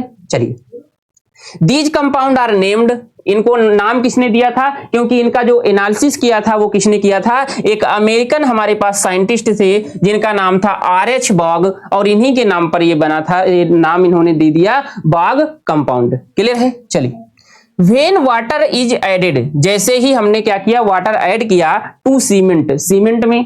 ठीक है, दीज कंपाउंड, ये जो कंपाउंड थे बाग कंपाउंड चारों, ये क्या करते हैं, अंडरगो हाइड्रेशंस, हाइड्रेशंस प्रोड्यूस करते हैं, रिएक्शंस करते हैं, and help in the setting, किसके लिए रिस्पॉन्सिबल है, मतलब सेटिंग में मदद करते हैं, और हार्डनिंग एंड हार्डनिंग, सेटिंग और हार्डनिंग में क्या होते हैं, मदद करते हैं। क्लियर है आप सीमेंट। इसके बाद देखिएगा, these compound are mainly responsible, जिम्मेदार होते हैं, फॉर द स्ट्रेंथ, किसके लिए, स्ट्रेंथ का मतलब सामर्थ्य, सेटिंग टाइम, जमाव के लिए, एंड हीट ऑफ हाइड्रेशंस, मतलब इसकी जो जल योजन क्रिया होती है आप सीमेंट की, इसके लिए रिस्पॉन्सिबल है। क्लियर है भाई। चलिए, अब देखिएगा, ये तो हो गया इसका प्रारंभिक इंट्रोडक्शन पार्ट हो गया, जो इनिशियल में हमने देना है बाग कंपाउंड के बारे में, कि बाग कंपाउंड बनते कैसे हैं, क्लिंकर से बनते हैं, किसने इसको खोजा, RH बॉग ने खोजा। ठीक है, अब इसके बारे में जो 4 कंपाउंड थे, इन्हीं के बारे में सीरियल से लिखना है। 4 कौन थे, ये हेडिंग आपने देखा, बस यहां से शुरू करना है। जो शुरू में पहले एक्टिव कौन हुआ था, C3A, देखो वही चीज लिखना है जो यहां पर हमने समझा है। C3A पहले हमारे पास शुरुआत में इसने ही क्या किया था, हाइड्रेशन प्रोसेस को शुरू किया था। इसका दूसरा नाम क्या था, यहां पर लिखा हुआ है सेलाइट लिखा है। बस यही चीजें लिख देना कि इसका नाम सेलाइट होता है और इसका वर्क लिख देना कि इनिशियल सेटिंग, प्रारंभिक जमाव, या इसे फ्लैश सेटिंग, फ्लैश का मतलब होता है तुरंत, ठीक है। इसके बाद हमारे पास जमाव के लिए रिस्पॉन्सिबल है, बस वही चीजें लिखना है। तो अब आपसे बाग कंपाउंड पूछेगा तो इनिशियल इंट्रोडक्शंस के बाद आपको यही चारों कंपाउंड के बारे में 2-2, 5, 4-4 पॉइंट लिख देना है, ठीक है।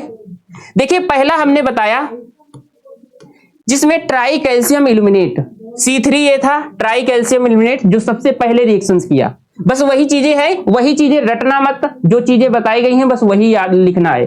देखो ट्राई कैल्शियम इल्यूमिनेट, ठीक है, C3A को सेलाइट भी कहा जाता है, ये तो हमने पढ़ा था, इसका दूसरा नाम था सेलाइट। पहला हो गया point. Try calcium illuminate cement में पानी मिलाने पर सबसे पहले C3A का हाइड्रेशन शुरू होता है, ये भी लिख लेंगे क्योंकि सबसे पहले तो इसी ने एक्टिव हुआ था, यही तो एक्टिव हुआ था, ठीक है। इसके बाद इसका हाइड्रेशन लगभग 24 घंटे के भीतर, काफी हद तक मैक्सिमम जो होता है वो 24 घंटे में हो जाता है। देखो कोई अलग से पॉइंट तो नहीं निकल के आ रहा है, यही चीजें हैं जो हमने बताया, ठीक है। यहां पर पहला पॉइंट था, इसका नाम सेलाइट, ये लिखा हुआ है।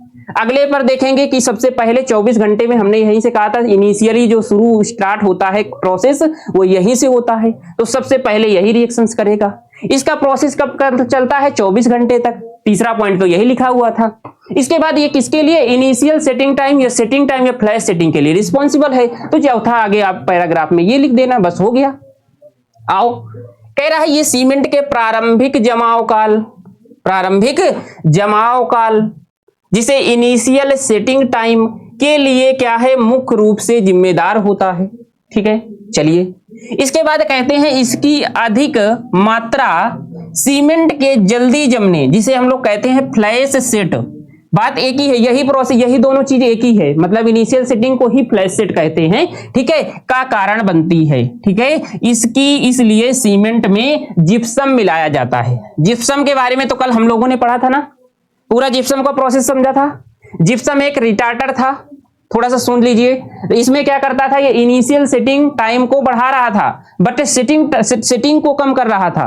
कल हमने कहा था जिप्सम, एक बार फिर से समझिएगा, जिप्सम क्या था, ये जिप्सम, कल वाली चीजें याद आ रही है।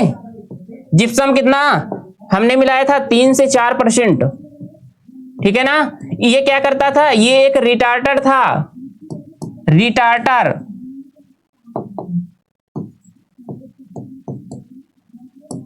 इसमें क्या क्या हो रहा था, ये जो हमारे पास सेटिंग प्रोसेस, ये जमाव की जो क्रिया थी इसको कम कर रहा था।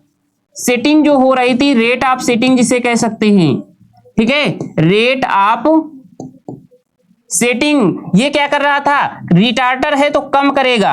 और हमने कहा था अगर रेट कम होती है, जैसे हमने कहा था कल एग्जांपल भी लिया था कि जो आपने मैथ में पढ़ा होगा, वर्क और टाइम वाला जो चैप्टर आता है, उसमें अगर कोई भी मजदूर है उसके जो काम करने की रेट, मतलब दर अगर कम हो जाए तो जो काम पूरा होने में समय लगेगा क्या वो अधिक हो जाएगा। हाँ, वैसे ही रेट ऑफ सेटिंग कम हो जाती है रिटार्टर की वजह से, जिससे सेटिंग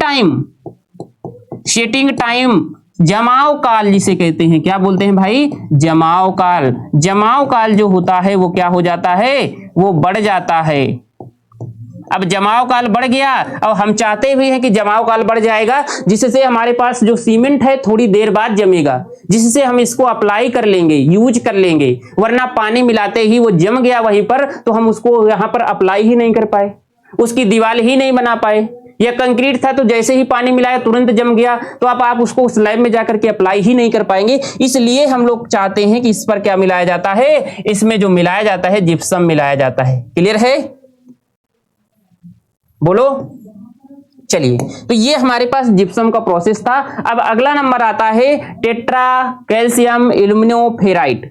इसी के बाद जब हमारे पास ट्राई कैल्शियम इल्यूमिनेट था, इसके बाद यही तो एक्टिव हुआ था, पड़ोसी को देख करके कि पड़ोसी उछल रहा है तो हमको भी उछलना चाहिए, तो इसके बाद ये एक्टिव हुआ इसी के साथ। और ये मेन किसके लिए रिस्पॉन्सिबल था, कलर के लिए।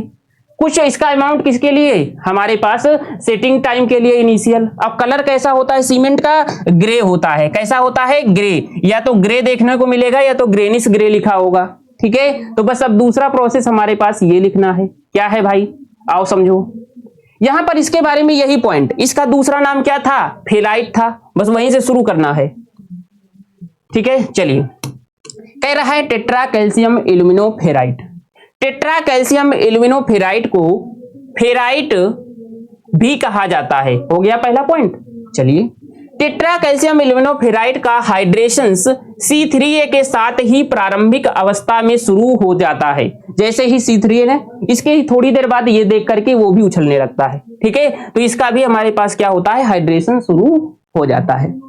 लेकिन इसकी अभिक्रिया की गति अपेक्षाकृत धीमी होती है, मतलब ये उसी के साथ एक्टिव होता है लेकिन स्लो रिएक्ट करता है, तभी तो उतना फ्लैश सेटिंग के लिए रिस्पॉन्सिबल नहीं है। हमने कहा कुछ मात्रा में फ्लैश सेटिंग देता है, बट इसका प्रोसेस धीमे होने की वजह से बहुत कम होता है। ठीक है, और इसका हाइड्रेशंस भी मुख्य रूप से प्रारंभिक 24 घंटे में दौरान होता है। यहां पर वही चीजें लिखी गई थी ना समझाने के टाइम, इसका भी प्रोसेस जो होता है 24 घंटे में होता है ना, बस वही पॉइंट बार बार आपको लिख देना है, रिपीट हो रहे हैं जो समझाई गई है। ये सीमेंट की स्ट्रेंथ में बहुत कम योगदान होता है, जो इनिशियल स्ट्रेंथ हुई उसकी वजह से कम जो हमारे पास इसका भी योगदान होता है, तथा सीमेंट ग्रे रंग में सहायक होता है। मुख्य रूप का जो होता है सीमेंट के क्या होता है, ग्रे रंग में सहायक होता है। यहां जो स्ट्रेंथ लिखा है ना, यहां पर सेटिंग कर लीजिएगा, ये स्ट्रेंथ नहीं होगा।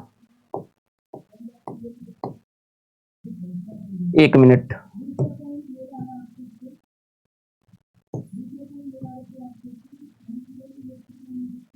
ठीक है, एक जगह इसमें इंग्लिश वाले में भी सही कर देते हैं, लिटिल यहां पर, ठीक है, यहां पर लिखिएगा हमारे पास सेटिंग होगा। ठीक है, सेटिंग। चलिए, सेटिंग। अब देखिएगा इंग्लिश में क्या वही पॉइंट थे। पहला पॉइंट जो हमें, इसका नाम क्या था, इसका नाम फेराइट था। दूसरा पॉइंट हमने क्या किया, ये किसके लिए हमारे पास हाइड्रेशंस कब शुरू हुआ, इसी के साथ जो हमारे पास C3A का हाइड्रेशन हुआ था उसी के साथ। कब तक चला, 24 घंटे तक चला। ये किसके लिए, जो सेटिंग के लिए बहुत कम रिस्पॉन्सिबल है। मेन रूप क्या था इसका, जो ग्रेनिश ग्रे कलर दे रहा था सीमेंट को, उसके लिए रिस्पॉन्सिबल था। इंग्लिश में देख लीजिएगा, टेट्रा कैल्शियम एल्यूमिनोफेराइट। देखो नाम आपको हो सकता है थोड़ा सा कंफ्यूज करेगा, जैसे आपने C3 फार्मूला आपको पहले ऐसे याद रखना है, C3S C2S C3A C4AF। अब 2-3 बार ये रिपीट करेंगे तो नाम आपको याद हो जाएंगे। जैसे C3S, इसमें देखिएगा 3 लगा है C में, तो ट्राई हो गया, फिर C का मतलब कैल्शियम हो गया, S का मतलब हो गया सिलिकेट। ठीक है, C2S, 2 का मतलब हो गया डाई। ठीक है, यस सी का मतलब हो गया कैल्शियम और यस का मतलब सिलिकेट, तो डाई कैल्शियम सिलिकेट। ठीक है, इसके बाद देखेंगे C3A, तो C3A क्या हो गया, यहां पर 3 लगा है तो ट्राई हो गया। C का मतलब कैल्शियम है, A का मतलब एल्यूमिनेट, तो ट्राई कैल्शियम एल्यूमिनेट। ठीक है, इसके बाद 4 लिखा है तो 4 का मतलब हो गया टेट्रा, और C का मतलब हो गया कैल्शियम, A का मतलब हो गया एल्यूमिनो, और F का मतलब होता है फेराइट। ठीक है, अब यहां पर हमने इसी वजह से टेबल को ऐसे याद रख लेना, A-B-C-F से एलाइट, बेलाइट, सेलाइट और फेलाइट। ठीक, चलिए अब हमारे पास यहां पर इंग्लिश में देख लेंगे, यही हमारे पास क्या था, टेट्रा कैल्शियम एल्यूमिनोफेराइट का लिखा है कि tetra calcium aluminoferrite is also known as ferrite. ठीक है, किसके नाम से जानते हैं इसको, फेराइट के नाम से जानते हैं। कह रहा है the hydrations of tetra calcium aluminoferrite start during the early stage along with C3A। मतलब अर्ली स्टेज, मतलब शुरुआती दौर में, अर्ली एज में ये हमारे पास किसके साथ शुरू हो जाता है, जब C3A का हाइड्रेशन हो रहा होता है उसी टाइम पे इसका भी हाइड्रेशन शुरू होता है। But it's rate of reactions, जो इसकी रिएक्शंस की दर थी, रिएक्शन करने की रेट थी, इज कंपैरेटिवली स्लोअर, क्या होती है, धीमी होती है। Its hydrations also take place mainly during the first 24 hour. तो प्रारंभिक के 24 घंटे हैं उसके लिए ये रिस्पॉन्सिबल है। ठीक है, इसके बाद कह रहा है इट कंट्रीब्यूट, ये योगदान करता है या हमारे पास हेल्पफुल होता है, very little to the setting of cement, cement की सेटिंग में, and helps it the grey colour of cement. Mainly किसके लिए है, ये ग्रे कलर देने के लिए सीमेंट का। क्लियर है, चलिए आगे बढ़ते हैं। अगला हमारे पास 2 कंपाउंड और बचे हैं जिसमें हमारे पास, अब आइए फिर टेबल की ओर चलते हैं। ये जहां पर हमने समझाया था हमने कहा सबसे पहले ये एक्टिव, इसके बारे में हमने जान लिया। इसके बाद दूसरा ये एक्टिव, फिर इसके बाद ये हमारे पास पहला वाला एक्टिव हुआ था C3S। इसका क्या नाम था? हमारे पास एलाइट नाम था। पहला पॉइंट ये लिख देंगे। इनिशियल स्ट्रेंथ के लिए जिम्मेदार था, प्रारंभिक सामर्थ्य के लिए। कब तक? 7 से 28 दिन तक जो स्ट्रेंथ होती है, जिसमें मैक्सिमम कितने दिन तक थी? 7 दिन तक थी। 28 दिन तक क्या थी? 99%। 7 दिन में इसने 67% गेन कर लिया, सबसे ज्यादा। फिर बची हुई हमारे पास जो स्ट्रेंथ होती है उसमें 99% तक पहुंचने में इसको 28 दिन लगते हैं। फिर इसके बाद जो 28 दिन के बाद स्ट्रेंथ मिलती है तो फिर इसके बारे में आगे देखेंगे।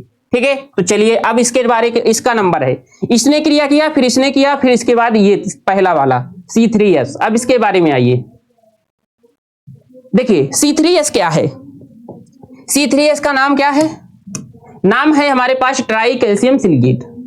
देखिए इसमें ट्राई कैल्शियम सिलिकेट को एलाइट, ए था ना, एलाइट भी कहा जाता है। यह सीमेंट का सबसे महत्वपूर्ण भाग कंपाउंड है। ठीक है, इसका हाइड्रेशंस C3A तथा C4AF के बाद तीव्र गति से प्रारंभ होता है। क्यों ये सबसे ज्यादा महत्वपूर्ण क्यों हुआ? पहला लिखा है कि सबसे ज्यादा महत्वपूर्ण है क्योंकि भाई हमें चाहिए क्या? हमने सीमेंट यूज किया, हमें चाहिए क्या? स्ट्रेंथ चाहिए, मजबूती चाहिए, ताकत चाहिए, सामर्थ्य चाहिए। तो दे कौन रहा है? दे यही रहा है ना। जो हम कॉलम चाहते हैं, कहते हैं मजबूत होना चाहिए। बिल्डिंग कोई हमने बनाई, मजबूत होना चाहिए। इसके लिए हमें सीमेंट अच्छी क्वालिटी की होनी चाहिए। तो सीमेंट अच्छी क्वालिटी की तब होगी जब हमारे पास C3S की मात्रा उसमें अच्छे से वर्क कर रही होगी। इस वजह से ये क्या हो गया? सबसे ज्यादा महत्वपूर्ण हो गया। इसका हाइड्रेशन हमने कहा था C3A पहले एक्टिव हुआ, फिर C4AF एक्टिव हुआ, इसके बाद हमारे पास जो एक्टिव हुआ था तब C3S जाकर एक्टिव हुआ था। तो इसका हाइड्रेशन C3A और C4AF के बाद होगा। ठीक है, और लगभग 7 दिनों तक तेजी से चलता है। यह सीमेंट की प्रारंभिक शक्ति के लिए जिम्मेदार होता है और हाइड्रेशन के दौरान अधिक मात्रा में ऊष्मा उत्पन्न करता है। ठीक है, इसमें ऊष्मा अधिक मात्रा में क्यों उत्पन्न करता है? क्यों? क्योंकि यही तो हमारे पास स्ट्रेंथ ज्यादा दे रहा है। पूर्णतया स्ट्रेंथ तो यही दे रहा है 99%। तो सबसे ज्यादा यहां पर हमारे पास ये क्या होता है? यहां पर हमारे पास हाइड्रेशन के लिए जिम्मेदार होता है, तो अधिक ऊष्मा भी देगा। सामान्यतः 7 दिनों में प्राप्त होने वाली अधिकांश स्ट्रेंथ का श्रेय C3S को ही दिया जाता है। लेकिन यहां पर एक पॉइंट देखो मिस है कि जो 7 दिन तक तो इसने मैक्सिमम किया, लेकिन जो 28 दिन तक की स्ट्रेंथ होती है वो भी यही देता है। 7 दिन तक की स्ट्रेंथ, इसके बाद 28 दिन तक जो चलती है वो यहां पर रिस्पॉन्सिबल यही होता है। अब क्या, जो हमारे पास C4AF वो 28 दिन के बाद की स्ट्रेंथ देता है, बट 7 दिन बाद वो भी एक्टिव हो जाता है, बट स्ट्रेंथ नहीं दे पाता। ठीक है, मेन स्ट्रेंथ जब ये हमारे पास प्रोसेस बंद करता है तब वो शुरू करता है। ठीक है, इसमें भी देखिएगा tri calcium silicate is known as alite, पहला नाम। It is considered the most important bag compound of cement. क्यों? सबसे ज्यादा स्ट्रेंथ इसी के पास थी, इसी ने दिया था। इट्स हाइड्रेशन स्टार्ट रैपिडली, मतलब तेजी से स्टार्ट होता है। आफ्टर C3A एंड C4AF, मतलब ट्राई कैल्शियम एल्यूमिनेट और टेट्रा कैल्शियम एल्यूमिनोफेराइड के बाद, and continue actively for about 7 day. ये क्या करता है? 7 डे तक की स्ट्रेंथ देता है। यहां पर लिख भी सकते हैं 7 से 28 डे। ठीक है, 7 से 28। यहां पर कहां था?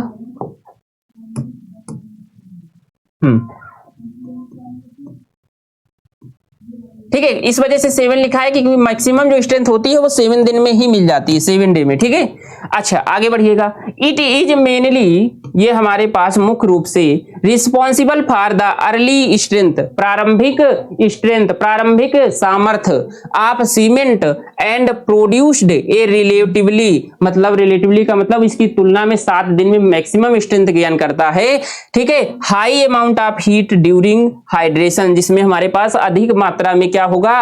हीट प्रोड्यूस होगी। क्यों? क्योंकि सबसे ज्यादा स्ट्रेंथ भी यहीं से तो मिल रही है। ठीक है, 7 दिन ही सबसे ज्यादा तो हाइड्रेशन प्रोसेस चला था। मैक्सिमम हीट कहां से प्रोड्यूस हुई थी? 7 डे में। ठीक है, most of the strength gained with the first 7 day is attribute to C3S, जिसके लिए एट्रीब्यूट का मतलब रिस्पॉन्सिबल है कौन? C3S। क्या वही चीजें लिखी हैं? देखो फिर आओ टेबल में, यही चीजें लिखी हैं क्या? C3S नाम क्या था इसका? नाम था एलाइट, पहला पॉइंट ये था। इसके बाद किसके लिए रिस्पॉन्सिबल? इनिशियल स्ट्रेंथ के लिए। इनिशियल स्ट्रेंथ कौन सी? 7 दिन में। 7 दिन में क्या था? Maximum strength. इसके बाद 28 दिन तक भी यह प्रोसेस चलता है जो 99% होता है। अब सबसे बाद में जो क्योंकि सुस्त अवस्था में पड़ा हुआ था, इससे कोई मतलब नहीं कि अगल बगल क्या हो रहा है, तो अब हमारे पास जब अगल बगल कुछ नहीं हो रहा था तो लास्ट में सोचा कि सब लोग तो भाई पानी पी चुके, अब मैं ही क्यों प्यासा बचता हूं, तब ये एक्टिव होता है। लास्ट में, सबसे लास्ट में दूसरे नंबर वाला उठता है और हमारे पास जैसे नींद से उठ करके फिर अपना काम शुरू करता है। कैसे? फाइनल स्ट्रेंथ के लिए। जब कुछ नहीं बचा तो फाइनल में जो भी बचा है इसको दे दो। फाइनल में जब सब कुछ हो गया, भंडारे से पूरी उड़ी सब खत्म हो गई, 1-2 पूरी बची हो, सब्जी खत्म हो जाए, तब ये उठ करके आया, बोला जो भी बचा हो अल्टीमेट, मतलब लास्ट में जो बचा हो वो हमको दे दो सब। तो 28 दिन के बाद जो थोड़ी बहुत स्ट्रेंथ गेन करना होता है वो हमारे पास ये करता है। एक्टिव ये 7वें दिन ही हो जाता है, बट कुछ काम नहीं करता, थोड़ा बहुत इसके साथ मिलकर के काम करता है, लेकिन पूर्ण रूप से जो एक्टिव होता है वो 28 दिन के बाद ही होता है, जिसे हम लोग कहते हैं अल्टीमेट। तो मेनली जो हमारे पास ये रिस्पॉन्सिबल होता है 28 दिन की स्ट्रेंथ के बाद। बस यही चीज लिख देना। इसका नाम क्या था? AB बिलाइट। बस यहीं से शुरू कर दो। चलिए यहां पर देखिएगा, कह रहा है कि ये हमारे पास डाई कैल्शियम सिलिकेट, ये क्या लिखा है? Di calcium silicate belite. यहां पर डाई होना चाहिए, तभी तो मैं देख रहा हूं इसमें ना, देखो इसको सही कर लो, फार्मूला गलत लिखा हुआ है। यहां पर C2S हो जाएगा, बस बाकी सब सही है। C2S, ठीक है। चलिए अब देखिए यहां पर हमारे पास क्या है, कह रहा है कि डाई कैल्शियम सिलिकेट C2S को बेलाइट कहते हैं। क्या यही क्यों बोलते हैं? बेलाइट, यही था ना। भी कहा जाता है ये C3S की तुलना में धीमी गति से हाइड्रेशन करता है। सबसे लास्ट में कुछ बचा ही नहीं है, तो जो बचा है इसको दे दो आराम से, क्योंकि वैसे भी सुस्त पोजीशन में पड़ा हुआ था तो सबसे बाद के उठा है, इसी वजह से क्या है, धीमी रिएक्शंस कर रहा है। इसका हाइड्रेशन प्रारंभिक दिनों में कम होता है, मतलब सबने कहा 7वें दिन एक्टिव होता है बट उतना रिस्पॉन्सिबल नहीं है, ठीक है, लेकिन ये लंबे समय तक चलता रहता है। लंबे समय तक मतलब 28 दिन के बाद, हमने कहा कई महीनों सालों तक, जब तक स्ट्रेंथ ना मिले तो वो प्रोसेस चलता रहता है, ठीक है। इसके बाद देखिएगा ये सीमेंट की अंतिम शक्ति, जिसे अल्टीमेट स्ट्रेंथ कह सकते हैं, इसी का दूसरा नाम दीर्घकालिक, जिसे लॉन्ग टर्म, या इसी को आप लिखना चाहें तो लिख सकते हैं फाइनल, ठीक है। फाइनल स्ट्रेंथ नाम देखो उसके बदले हुए हैं, बाकी काम एक ही है। फाइनल कहो, लॉन्ग टाइम कहो, अंतिम कहो, बात एक ही है, ठीक है। के लिए मुख्य रूप से जिम्मेदार है। C2S कम मात्रा में हीट ऑफ हाइड्रेशन उत्पन्न करता है, क्योंकि सबसे मैक्सिमम हीट तो शुरू में प्रोड्यूस हो चुकी है, सबसे ज्यादा तो शुरू में हमारे पास प्रोड्यूस हो चुकी है। सबसे ज्यादा किसने प्रोड्यूस किया था? सबसे ज्यादा जो शुरुआत करेगा, सबसे जो पहले आ जाएगा भंडारे में, तो उसी को सबसे ज्यादा मिलेगा, ठीक है। इसके बाद हमारे पास के लिए मुख्य रूप से जिम्मेदार है, ठीक है। इसके बाद C2S कम मात्रा में हीट ऑफ हाइड्रेशन उत्पन्न करता है, ठीक है, तथा इसकी अधिकांश स्ट्रेंथ 28 दिन के बाद विकसित होती है। इस कई महीनों तक बढ़ती रहती है, कई महीनों सालों तक भी चलती रहती है। इंग्लिश में देखेंगे डाई कैल्शियम सिलिकेट जो होता है, is also known as belite. क्या नाम है? बेलाइट, ठीक है। यही हमने टेबल में बताया था, क्या बेलाइट, ठीक है। इट हाइड्रेट्स मोर स्लोली, ये बहुत धीरे धीरे हाइड्रेशन होता है देन C2 या C3S की तुलना में, ठीक है। It's hydration is relatively low, बहुत कम होता है ड्यूरिंग द अर्ली डे, शुरुआती दिनों में, but the continue for a long period, और ये लॉन्ग पीरियड तक चलता रहता है। It is mainly responsible for the ultimate strength, मतलब अल्टीमेट अंतिम हमारी जो सामर्थ्य होती है, लॉन्ग टाइम सामर्थ्य होती है, फाइनल सामर्थ्य होती है, फाइनल मतलब स्ट्रेंथ होती है, अंतिम सामर्थ्य होती है, उसके लिए क्या है, रिस्पॉन्सिबल है। इसे ही क्या बोलते हैं, long term strength of cement. Clear है। इसके बाद कह रहा है C2S produced a low amount of heat of hydration and most of its strength develops, जो हमारे पास बाद की जो मैक्सिमम स्ट्रेंथ है इसी के हाथ में होती है, बची हुई जो after 28 day and continuous to increase for several month. जो हाइड्रेशन प्रोसेस क्या है, जो स्ट्रेंथ मिलती है वो सेवरल मंथ, 99% तो हमने 28 दिन में गेन कर ली, इसके बाद की जो हमारे पास स्ट्रेंथ है वो इसके कारण होती है, ठीक। तो ये था पूरा प्रोसेस, ठीक है। तो ये हमारे पास पूरा बाग कंपाउंड का प्रोसेस था। ये हमारे पास आप देख पा रहे होंगे टेबल में, ये बाग कंपाउंड है, ठीक है। हीट ऑफ हाइड्रेशन कितनी प्रोड्यूस होती है, यहां पर मैं बता दे रहा हूं, लेकिन आपको डिप्लोमा लेवल पर इसको याद करने की आवश्यकता नहीं है, लेकिन जेई लेवल पर आप इसको नहीं छोड़ सकते हैं। ठीक है, तो यहां पर अगर देखेंगे तो यहां पर जो स्ट्रेंथ होती है, यहां पर मैं साइड पे लिख दे रहा हूं, यहीं पर लिख दूं क्या, अपनी वाली टेबल में लिखूं, जगह है क्या, जगह है क्या, देखो बता देते हैं, लिखना चाहे तो लिख लीजिएगा, बाकी कोई जरूरत नहीं है डिप्लोमा लेवल पर, लेकिन जेई लेवल पर है। इसमें जो हमारे पास हीट प्रोड्यूस होती है लगभग होती है 500 जूल प्रति केजी। ठीक है, इसमें जाएंगे तो ये होती है लगभग 260 जूल प्रति केजी। इसके बाद हमारे पास इस पे जाएंगे तो 865 जूल प्रति केजी। ठीक है, इसके बाद ये इस पर जाएंगे तो ये लगभग होता है 400 जूल प्रति केजी। तो ये आप याद रखें ना रखें, लेकिन जब जेई की तैयारी करेंगे तब याद रखने की आवश्यकता पड़ेगी। तो इसमें मैक्सिमम कौन देता है, C3A।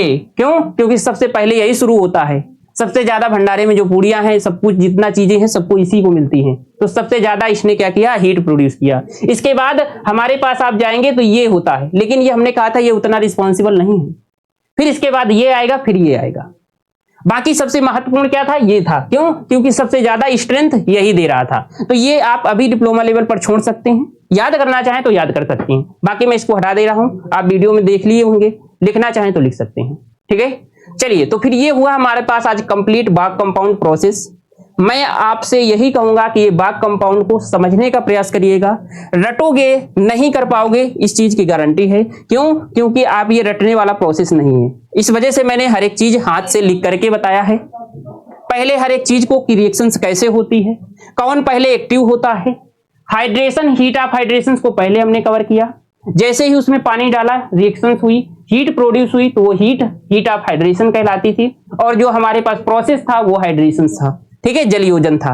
बाकी सबसे पहले ये एक्टिव हुआ, फिर ये एक्टिव हुआ, फिर ये एक्टिव हुआ, फिर ये एक्टिव हुआ। इसके नाम याद रखना, एलाइट, बिलाइट, सेलाइट, फिलाइट। इसके बाद इसका काम याद रख लेना और यही चीजें पॉइंट फॉर्म में लिख देना। ठीक है, 5 नंबर का क्वेश्चन आएगा, लिखेंगे कैसे, सबसे पहले बाग कंपाउंड हेडिंग डालेंगे, हेडिंग डालते ही बाग कंपाउंड के बाद ये शुरू का हमारे पास बाग कंपाउंड बनते कैसे हैं, जो क्लिंकर था उसमें बाग कंपाउंड होते हैं।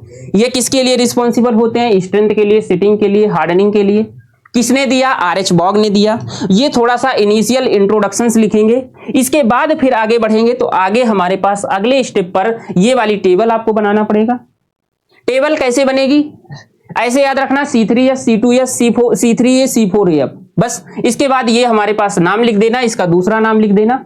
ठीक, इसके बाद इसके बारे में ये दो पॉइंट, ये वाली टेबल बनाने की जरूरत नहीं है, ये केवल मैंने समझाने के पर्पज से बनाई है। ठीक है, तो बाकी आपको फिर इसके बारे में जो पॉइंट बताए गए हैं हेडिंग डाल करके लिख देना, एक भी नंबर नहीं कटेगा। ठीक है, बस लिखना क्या है, यही चीजें लिखना है।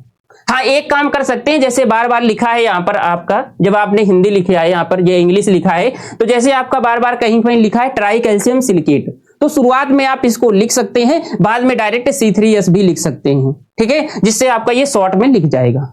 ठीक है, तो चलिए फिर आज की क्लास में इतना ही। आई होप आपको बाग कंपाउंड अच्छे से समझ में आया होगा। 5 नंबर का क्वेश्चन है और लगभग पूछा जाता है, तो इसको अच्छे से एक बार और अपनी तरफ से पढ़ लीजिएगा। ठीक है, फिर मिलते हैं इसके आगे, जो हमारे पास सीमेंट, क्योंकि वैसे भी बड़ा चैप्टर है, कई दिन तक चलेगा, तो कल की क्लास में इसके आगे हम लोग कंटिन्यू करेंगे। ठीक है, फिर तब तक के लिए फिर अपना ख्याल रखिएगा। थैंक यू सो मच सभी को, टेक केयर, बाय बाय।